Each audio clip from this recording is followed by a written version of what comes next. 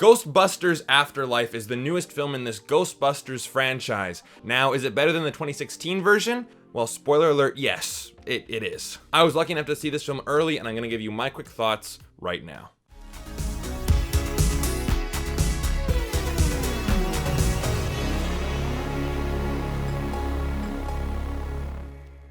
Hey everybody, my name is Brandon, aka the BrandoCritic. Thank you guys so much for clicking on this video. I'm here to give you my honest, no BS take on Ghostbusters Afterlife and tell you if it's worth a watch. But of course, if you guys are new here and you want to see more early movie reviews just like this, hangout live streams where we talk about movies and movie reactions, then this is the place for you. Consider hitting that like and subscribe button. I really do appreciate all the support, and so do my partners at Movie Scene Canada as well. The link will be down below in the description. So, we got Ghostbusters Afterlife, directed by Jason Reitman, the son of Ivan Reitman, and you know him from such films as Juno, Thank You for Smoking, and Up in the Air. And it stars such people as Mckenna Grace, Finn Wolfhard, Carrie Coon, and Paul Rudd, and there's some cameos in there as well. I won't spoil what they are. And the story is about a single mom and her two kids that get evicted out of their house, so they move to this small town in middle America where their grandfather, Egon Spangler, used to live, but he recently just passed away. So they're living there for the time being. But of course, the kids start to find some of the ghost hunting equipment stashed around the house, and there's some spooky stuff going on in the town as well. So,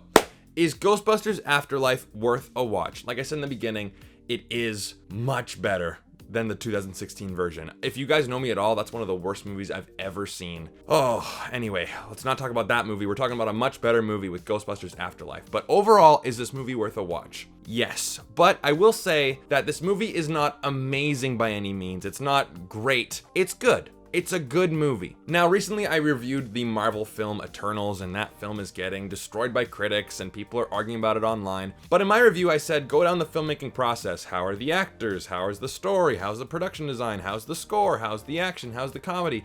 And just put, that's okay, next to all of them, and that's basically the review. Similar to Ghostbusters Afterlife, instead of putting it's okay, but yeah, good. How are the characters? They're good. How's the story? It's good. How's the humor? It's good. I laughed quite a few times and none of the jokes were really that cringeworthy. They felt appropriate for this kind of movie. Good. Was I emotionally invested in the story? Yeah.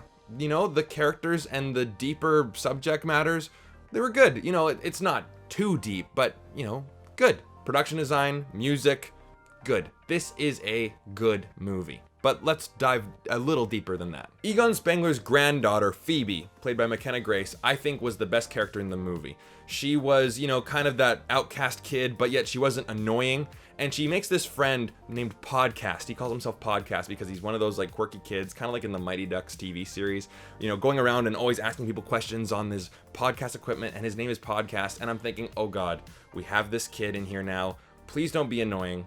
None of the characters are annoying. You know, with kids trying to act cool or trying to be funny, that could be a recipe for disaster, but the two of them together as the main characters in this movie, I thought they did a great job. But she does have an arc about how no one really understands her because she's not doing what typical 12-year-old girls do. She's really into science and she doesn't really have that strong relationship with her mom, but you find out that her mom and Egon Spangler didn't have a really strong relationship either because he was really focused on his work and she didn't really get the whole science thing. Again, it's not the deepest thing in the world and they don't really touch on it too much, but at least it's there and you do feel it, and it is a good driving force for the relationships in the movie. Nothing spectacular, but it's there and it's good. Now, Finn Wolfhard, I will say his character, I believe, was really there to get the whole Stranger Things audience into the movie because he's a bigger name, I guess, than Mckenna Grace, but really he didn't add too much to the story. Again, he was serviceable, he had some funny lines, and he has like this relationship with this girl played by Celeste O'Connor. She's working at this diner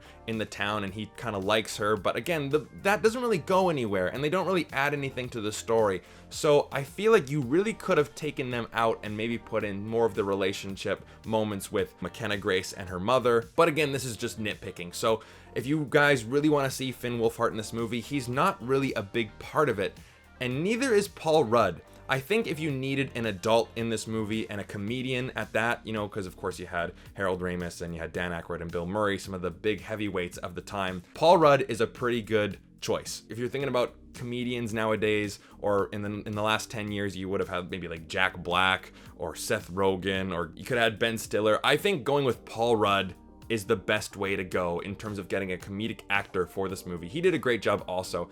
Not really in the movie too much, but he has that perfect tone and humor for a Ghostbusters movie. Not as dry and as fantastic as Bill Murray, because no one can really match that chemistry between those three actors, and Ernie Hudson, of course, but he did a really good job also. But what I liked about this movie is that it has heart. And, you know, you have all these franchises getting reboots and sequels many years after the fact. You know, you have like the Star Wars trilogy, and you have the Marvel movies still continuing, and you have the Jurassic World movies. And there's always that divide between how much should we make new and how much should we pay respect to the original movie. I think this movie has a perfect balance. There are many times in this movie where it's like, remember Ghostbusters? Remember Ghostbusters? And sometimes I felt like, hey, this is the movie that's not the 2016 one that's kind of really crapping on the fan base. This movie felt like it really respected the source material. Now, I enjoy the original movie quite a bit. I think it's a fantastic movie, but I'm not a giant Ghostbusters fan. In the screening, there was a whole row of people all dressed up like Ghostbusters. A big fan group was invited to the screening, and they had a wonderful time. And I don't think that this movie will upset anyone who's a big Ghostbusters fan. You know, you have Star Wars The Last Jedi that's really divided the fan base. You even have No Time to Die that's really divided the James Bond fan base. I can't see this movie having the same effect. This movie has a ton of heart, and it really loves the fact that it's a Ghostbusters movie. The ghost equipment is really cool. I loved seeing how the children would find it and they would play around with it, and the effects looked great. And there is a fun action scene in here as well. And I know that the first Ghostbusters movie really isn't an action movie. You know, that there's some funny moments and there's some exciting moments for sure.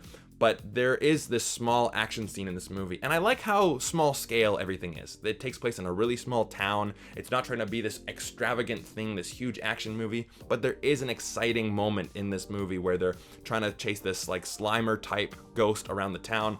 Exciting stuff. I felt they got the tone perfect. It was fun, yet spooky at the same time. The humor really matched everything. It didn't take itself too seriously, but serious enough. It's not like they were just trying to wink at the camera.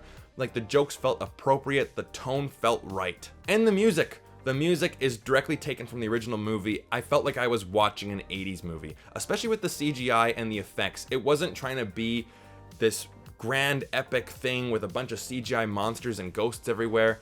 The ghosts like Zool and Gozer, the gatekeeper and the keymaster, all that stuff, it felt very 80s. Even though you could tell it was CGI, it looked like it was from the 80s, and I felt like that was a great choice to keep it within that realm. And of course, like I said earlier, the cameos are well done, and the tribute to Harold Ramis I thought was spectacular. So again, I'm not in love with this movie, but I feel like they did everything right. And overall, I thought it was just a really fun, cute movie. So for an overall rating, I'm gonna give it a 3 out of 5. Now, some people will think of that as a really low rating, but as you guys can see on the screen, I like it. And that's a good thing. I think that if you like Ghostbusters, you will like this movie. Again, nothing spectacular. There are some moments in this movie that I thought could have been trimmed down for sure, especially with the Finn Wolfhard character, Trevor. But overall, I enjoyed my time with it. I left the theater smiling. So, thumbs up. If you want to watch this movie, I believe you will have a good time. So what about you guys? What do you think is the best Ghostbusters movie? Is it Ghostbusters, Ghostbusters 2, the 2016 version? If you guys are a fan of that movie, genuinely let me know. I won't hate on you. I won't be judging you. I'm genuinely curious because I can't stand that movie. If you like it, let me know. And again, guys, what did you guys think of Ghostbusters Afterlife as well? I'd love to hear your thoughts down below. And again, if you guys have made it this far, you guys are rock stars. Make sure you hit like and subscribe if you guys want to, of course. Thank you guys so much. I'll talk to you guys next time.